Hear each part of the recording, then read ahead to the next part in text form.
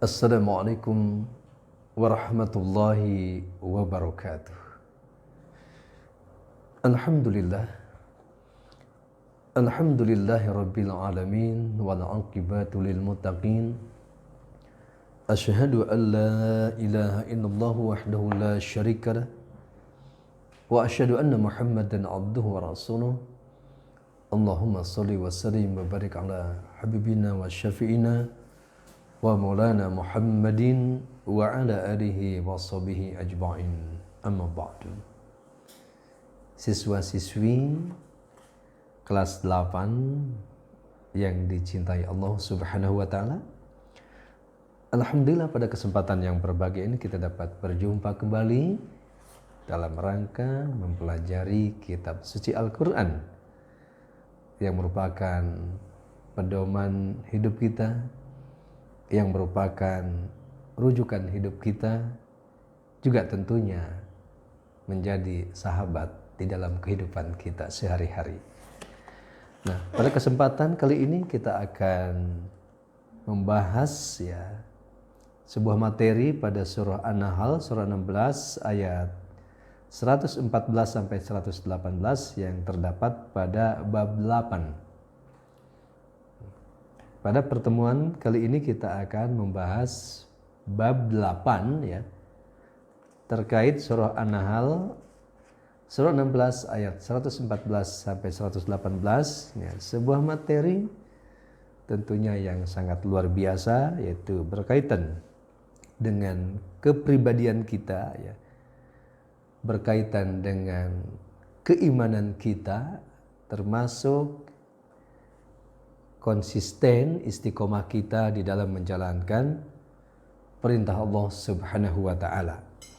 Di mana pada pertemuan ini kita akan mendapatkan sebuah wawasan Di samping kita mempraktekkan baca Qur'annya sesuai dengan tajwid, dengan tata cara membaca Al-Qur'an, juga kali ini kita pun akan diberikan sebuah informasi terkait dengan mufradat ayat-ayat ini dari sisi kandungannya bisa dilihat luar biasa buku mahir baca dan tulis Al-Qur'an untuk SMP dan saat ini yang diterbitkan oleh penerbit Eka Prima Mandiri memberikan solusi secara bertahap, perlahan kita diberikan wawasan-wawasan melihat Al-Quran dari berbagai macam aspeknya termasuk pada pertemuan ini diberikan penjelasan tentang mufradat ayatnya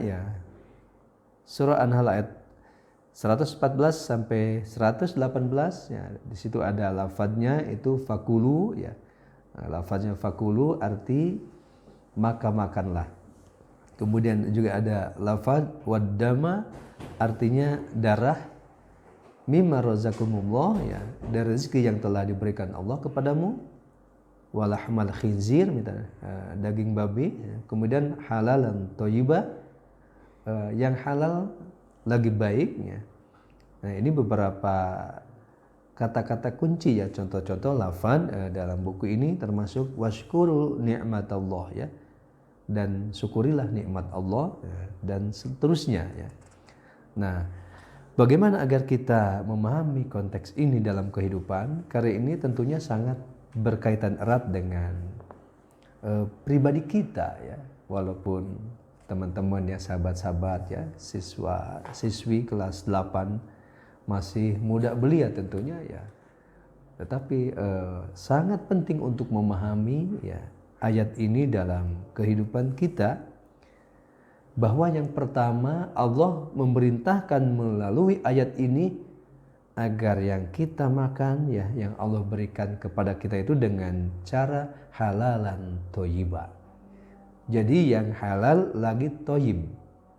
Kenapa? Karena makanan termasuk upaya kita, usaha kita, pekerjaan kita ini sangat berkaitan dengan keimanan kita. Nah, saat seseorang itu mencari hartanya dengan tidak cara halalan thayyibah, maka itu berarti sudah keluar dari koridor yang Allah perintahkan. Apalagi kaitannya makanan yang halalan thayyibah ini berkaitan dengan bersyukur kepada Allah. Nah, bersyukur kepada Allah juga nanti ada kaitannya bahwa kita itu benar-benar hanya beribadah kepada Allah Subhanahu wa taala. Ini keterkaitannya antara makanan halalan thayyibah dengan bersyukur, dengan kita itu dianggap benar-benar ibadah kepada Allah, hanya menyembah kepada Allah Subhanahu wa taala. Dalam arti lain, bahwa seseorang itu sebagai contoh ya, mencari nafkahnya, mencari hartanya dengan tidak yang halalan thayyibah, maka pasti dijamin tidak akan bisa bersyukur kepada Allah, dan dianggap ibadah kepada Allah itu hanya bersifat main-main saja. Oleh sebab itu untuk kita perhatikan kaitannya ya, makanan yang halal dan thayyibah itu bersyukur dengan Allah ya.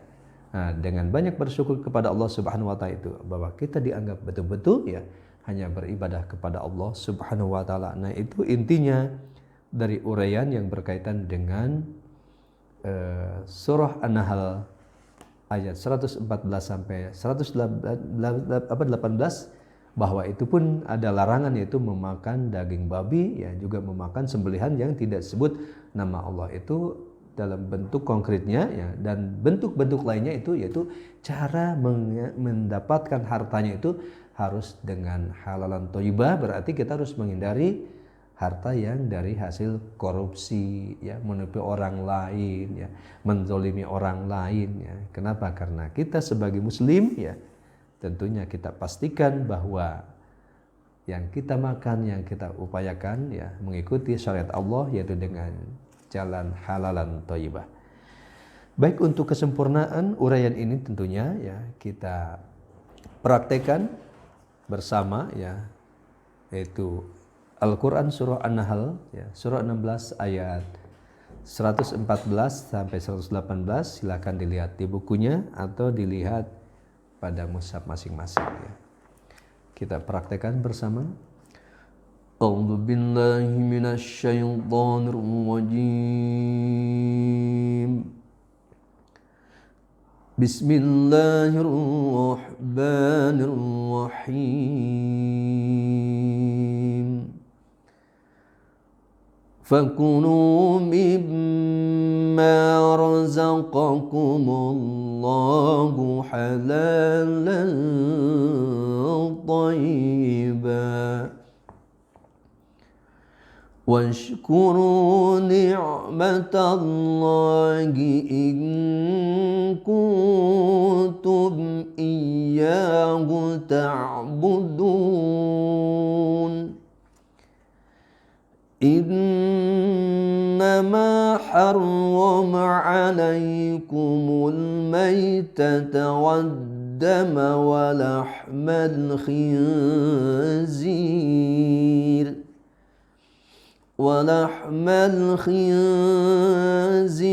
وما أهل لغير الله به فمن اضطر غير باغ ولا عاد فإن الله غفور رحيم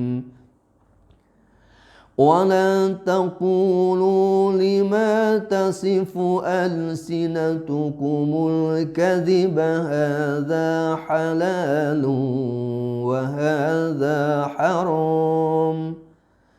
وهذا حرام لتفتروا على الله الكذب إن الذين يفترون على الله الكذب لا يفلحون متاع قليل ولهم عذاب أليم وعلى الذين هادوا حرمنا ما قصصنا عليك من قبل وما ظلمناهم ولكن كانوا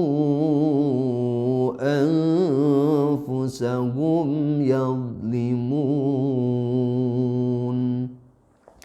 Ini beberapa uraian singkat berkaitan dengan kasab kita, dengan pekerjaan kita. Kita pastikan bahwa yang kita makan adalah dengan cara yang halalan thayyibah, agar kita dapat bersyukur kepada Allah Subhanahu wa taala. Kita tinggalkan yang haram-haram ya, sehingga kita pun dihitung sebagai orang-orang yang benar-benar hanya beribadah kepada Allah Subhanahu wa taala. Terima kasih. Assalamualaikum warahmatullahi wabarakatuh. Nah, tadi yang ada